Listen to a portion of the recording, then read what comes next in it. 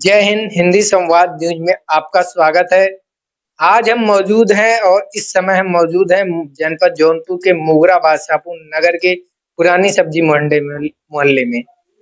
आप सोच रहे होंगे हम इस समय ऐसे, लेकिन आज मुद्दा है, विषय है, क्योंकि कल हिंदू इंटर कॉलेज के संस्थापक आदरणीय श्री स्वर्गीय यमुना प्रसाद गुप्त जी का कल जन्मदिन है, समारोह है। एक ऐसे महामानव के बारे में आज हम उनके जीवन के बारे में जानेंगे, जिन्होंने दुर्गम परिस्थितियों में, दुर्गम समय में, और जब शिक्षा का तंत्र मंत्र नहीं था, शिक्षा का अभाव था, लोग शिक्षित नहीं थे, जहां कहें तो शिक्षा को यदा कदा लोग शिक्षित होने के अग्रसर, उसी शिक्षा के मंदिर के नींव रखने वाले और उस समय अंग्रेजों के शासन काल में ब्रिटिश को मोर्चा देते हुए एक स्कूल की स्थापना करना। आप समझ सकते हैं कि जब ब्रिटिश सरकार उस स्कूल की स्थापना को लेकर कितना बड़ा संघर्ष किया होगा हमारे आदरणीय स्वर्गीय यमुना प्रसाद गुप्त जी ने। वह ऐसे महामानव हैं जिन्होंने आज शिक्षा के मंदिर की नींव को रखा, जब आज के समय में वह उपेक्षा का शिकार वजूद खो चुका है। आज वजूद खो चुके हैं स्वर्गीय यमुना प्रसाद गुप्त जी, जिनको आज यदा कदा ही लोग जानते होंगे। हमें जानने की जरूरत है, उनके जीवन को, उनके जीवनी को पढ़ने की जरूरत है, उनको समझने की जरूरत है। वह प्रेरणा स्रोत है हमारे लिए, हमारे नगर के लिए, क्षेत्रवासियों के लिए। ऐसे महामानव के बारे में जानना यह नगर के लिए बहुत ही गौरव की बात है कि हमारे इस नगर में ऐसे महामानव का जन्म हुआ। हम ऋणी हैं उनके कि उन्होंने शिक्षा की अलग जगाई और लड़ाई लड़कर एक हिंदू इंटर कॉलेज की स्थापना की। तो आइए हम जानते हैं उन्हीं से, उनके स्वर्गीय यमुना प्रसाद गुप्त जी, जो कि संस्थापक है और जीवन प्रबंधक भी रहे हैं। उन्हीं के पौत्र हैं वरिष्ठ पत्रकार नगर के श्री ब्रिजेश कुमार गुप्त जी, जो उनके पौत्र हैं। आज उनसे हम उनके जीवन के बारे में जानेंगे, क्योंकि कल 8 फरवरी है और कल हर वर्ष की भांति इस वर्ष भी स्वर्गीय यमुना प्रसाद की जन्म जयंती, जन्मदिन बड़े ही हर्षोल्लास के साथ मनाया जाएगा। पहले तो मैं पत्रकार जी आपको धन्यवाद इसलिए देता हूँ कि आपने कम से कम जो है उस मनीषी को याद करने के लिए आप हमारे पास आए हैं। मैं इसके लिए आपको जो है हृदय की गहराइयों से आपको धन्यवाद देता हूँ। जैसा कि आपने कहा कि उनका जीवन वृत्तांत, उनका चित्र क्या था, उनका व्यक्तित्व क्या था। देखा जाए, जब शिक्षा का यहाँ पर अभाव था, जब कोई संसाधन नहीं था, जब यहाँ बच्चे बच्चियां पढ़ने के लिए कोई व्यवस्था नहीं थी, तब उस व्यक्ति ने 25 साल की अवस्था में उसके मन में एक सोच उत्पन्न हुआ। सोच उत्पन्न होना ही बहुत बड़ी बात है। तब उस व्यक्ति ने एक विद्यालय खोला और अब विद्यालय 25 साल की अवस्था में खोलना बहुत ही कठिन काम था। वह विद्यालय कालांतर में आगे चलकर हिंदू इंटर कॉलेज के नाम से आज भी प्रसिद्ध है। शुरुआती दौर में 2 बच्चों को लेकर विद्यालय खोला गया था और उसमें विद्यालय खोलना कोई बच्चों का खेल खिलौना नहीं था। और उस विद्यालय का अगर अतीत देखा जाए, बहुत ही गौरवपूर्ण रहा है। उस विद्यालय में देश के प्रथम प्रधानमंत्री पंडित जवाहरलाल नेहरू जी भी,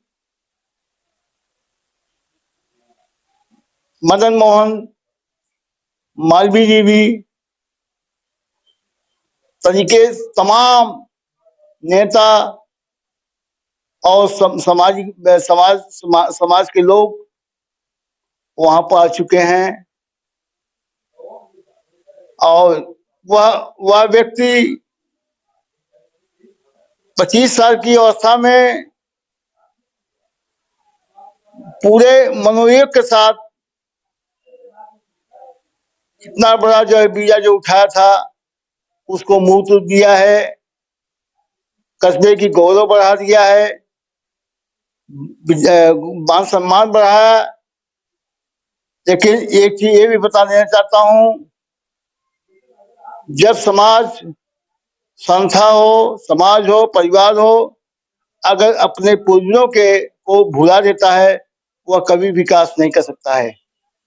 वास्तव में इस कस्बे के आदर्श से आज अगर आदर्श रूप में उन्हें स्थापित किया जाए यह बहुत बड़ा उनके प्रति श्रद्धांजलि यही होगी।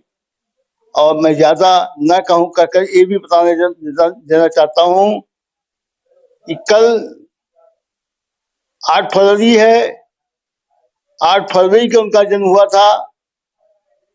एक ऐसे परिवार जन्म हुआ था जो जमींदार परिवार के थे, द्वारिका प्रसाद गुप्त जी, उस योग्य पिता के योग्य पुत्र के रूप में जो है वो विराजमान थे।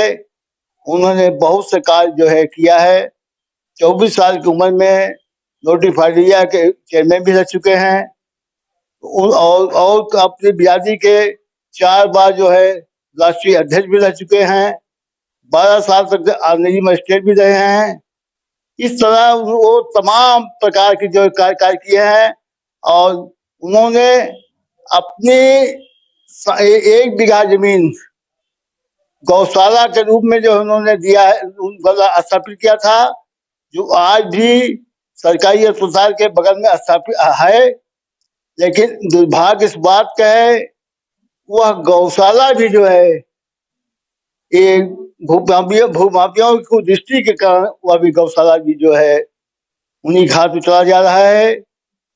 आज ऐसे कम लोग मिलते हैं जो व्यक्तिगत दान देते हों। यहाँ तो अगर किसी ने 100 रुपया दान भी दिया तो मान वो हल्ला मचाता है हमने इतना दान दिया है। मैं इन्हीं और मैं ऐसे व्यक्तित्व को नमन करना चाहिए और इस कस्बे के गौरव को आदर्श रूप में वो आज भी स्थापित है। भले ही सशरीर नहीं है लेकिन एक इतिहास के रूप में एक तारीख बनकर ऐसे महापुरुष अलविदा होते हैं। आपने सुना कि किस तरीके से उन्होंने दुर्गम परिस्थितियों में एक कॉलेज की स्थापना की, शिक्षा के मंदिर की स्थापना की, जहां पर बड़े बड़े अधिकारी IAS अफसर बड़े बड़े पोस्ट पर आज भर की कार्यरत हैं और अपनी सेवा दे रहे हैं। ऐसे स्कूल के और उन महामनीषी जो छोटे मदन मोहन मालवीय के नाम से विख्यात हैं पूरे पूर्वांचल में, जिसकी ख्याति हो, जहां पर बड़े बड़े प्रधानमंत्री, बड़े बड़े राजनेता आ चुके हों, उनके साथ रहे हों, उनको सम्मान दिया हो, आज खुद अपने सम्मान के लिए वजूद खो रहा है। अब उस वजूद खोते स्कूल के, कॉलेज की, और जिन मनीषी को आज नगर की जनता में यदा कदा लोग जानते हो, आप बात कर सकते हैं कि ऐसे समय में जब स्थापना हुई तो आज लोग उनको याद करने तक नहीं जाते। उनको श्रद्धांजलि, उनको नमन करना चाहिए। ऐसे हमारे आदर्शवादी और गौरवपूर्ण इतिहास बनाया उन्होंने नगर का कि युगों युगों तक यह इतिहास बना रहेगा कि ऐसे थे हमारे मदन मोहन मालवीय जी। हमें जरूरत है और जनता से भी हमारी अपील है, हमारा मुद्दा भी यही है, हमारा विषय भी यही है कि हिंदू इंटर कॉलेज और हमारे महामनीषी स्वर्गीय यमुना प्रसाद गुप्त को उनका सम्मान मिले। उनका जो सपना है वह पूर्ण किया जाए। यह तभी संभव हो सकता है जब हम नगरवासी, नगर के लोग एकजुट होकर लड़ाई लड़े और उनको उनका हक दिलाएं, उनको उनका सम्मान दिलाएं। जो वजूद खो चुका है आज उन्हें फिर से पटरी पर लाने की आवश्यकता है, तभी हम उनको अपनी श्रद्धांजलि उन्हें अर्पित कर सकते हैं। ऐसे सुना में भी है कि वहां पर लोग तंत्र की जो वहां पर षड्यंत्र रचे जा रहे हैं, स्कूल में आप ही दुर्गम व्यवस्थाएं हैं और वहां पर तंत्र का जो समय उपयोग किया जा रहा है, और जो जैसा कि आपने बताया गौशाला की जमीन, उस समय बड़ी बात है कि लोग गुप्त दान देते थे और हाँ तक नहीं करते थे कि कहीं बड़ा होता है, लोग दान देते थे। सैकड़ों हजारों post media, electronic media, print की मीडिया के माध्यम से लोगों को बताया जाता है। कंबल तक दान देते हैं, जिनकी कीमत नहीं होती उनको बड़ा चढ़ा के लाया जाता है कि आज हमने इतना बांटा। उस समय उन्होंने एक गुप्त दान दिया और नगर के लोगों के लिए एक स्कूल की स्थापना की, वहीं दूसरी ओर एक गौशाला को दान में दिया ताकि यह हमारे नगर को आगे बढ़ा सके, जो गौ हैं उनकी वहां पर देखभाल हो सके। लेकिन वही आज कब्जा हो रहा है माफियाओं के द्वारा और स्कूल भी तंत्र का शिकार हो रहा है।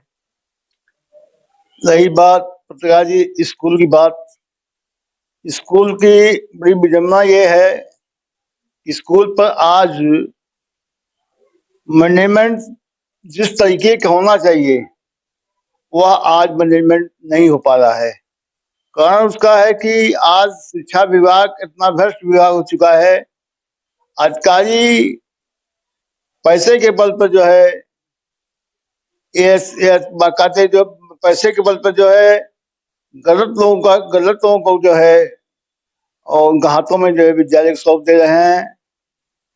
अब किसी भी विद्यालय का अगर प्रबंध तंत्र अच्छा नहीं है, अगर उसकी सोच अच्छी नहीं है, तो और विद्यालय विकास नहीं कर सकता है।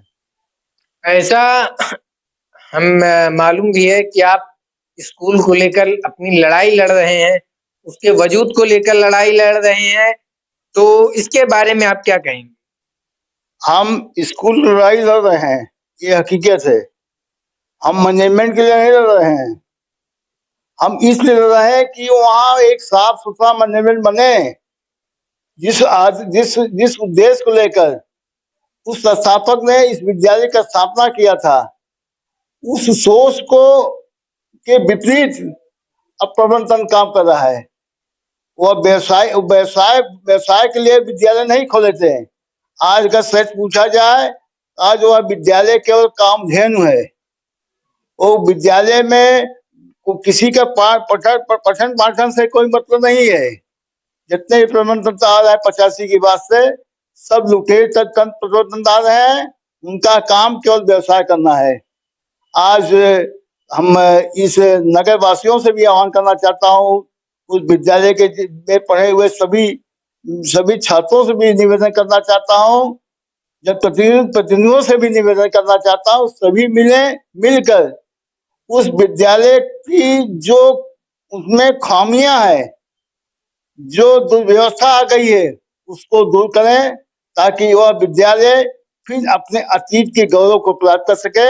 यही संस्थापक स्वर्गीय यमुना प्रसाद गुप्त के प्रति सच्ची श्रद्धांजलि होगी। एक ये भी बताना चाहता हूँ, ये संस्थापक परिवार हर वर्ष 8 फरवरी को संस्थापक दिवस मनाते हैं, लेकिन उसमें भी व्यवधान उत्पन्न किया जाता है। उसमें भी उनका एक व्यवधान उत्पन्न किया जाता है, जबकि उस मनीषी की भावना, जबकि जयंती मनानी चाहिए, हर लोग मनाए, लेकिन एक सिस्टम से व्यवधान न उत्पन्न हो, ताकि उस मनीषी के जो है व्यक्तित्व पर किसी प्रकार आंच ना सके। मैं यही जो है लोगों से निवेदन करना चाहता हूँ और ज्यादा तो नहीं कहकर इतना ही मैं करना चाहता हूँ। आपने सुना कैसे इस वजूद को खोता नजर आ रहा है हिंदू इंटर कॉलेज, और स्वर्गीय यमुना प्रसाद के सपनों को साकार को मिट्टी में मिलाते हुए नजर आ रहे हैं प्रबंध तंत्र। गौशाला भी इस तरह अपनी ही दुर्गम पर रोता हुआ नजर आ रहा है। फिलहाल स्कूल की लड़ाई की क्या होगा, और वह अपना वजूद खोए गए नगर की जनता के भरोसे पर उनके विश्वास को प्रेरणा स्रोत होंगे, या फिर वह फिर इसी तरह शांति से बैठे रहेंगे, मौन रहेंगे, यह सब भविष्य के गर्त में। आप देखते रहिए हिंद संवाद ब्यूरो रिपोर्ट, सूरज विश्वकर्मा। जय हिंद।